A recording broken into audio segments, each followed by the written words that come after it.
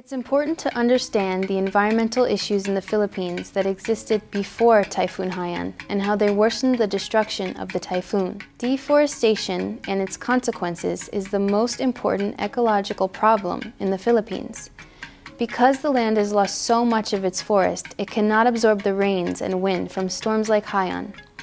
This causes massive flooding and landslides. Most of the victims of such flooding are the poor peasants, farm workers, and the urban poor. They live on riverbanks at the foot of mountainous areas and in cramped shanty towns. Areas at the foot of mountains, especially those that are near rivers, are in danger of being buried in mud and logs from the uplands. The Philippine government has no competent plans in place to create decent housing for the thousands of residents living along riverbanks and other endangered areas. Even putting aside the probable effects of global warming, there are very serious problems from the excessive logging and mining that's been going on in the Philippines for centuries. Since the 1960s, U.S. and other foreign corporations and their Philippine partners expanded the mining, logging, fishing, and plantations for export.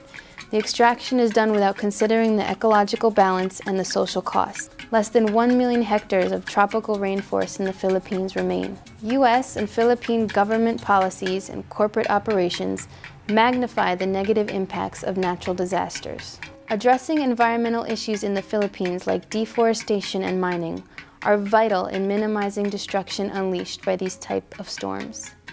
One other angle of the super typhoon which many are addressing is the responsibility of first world countries in being the main contributors to greenhouse gases, global warming, and overall climate change. So all of these have to be addressed at home and through multilateral talks with other countries to make real substantive change.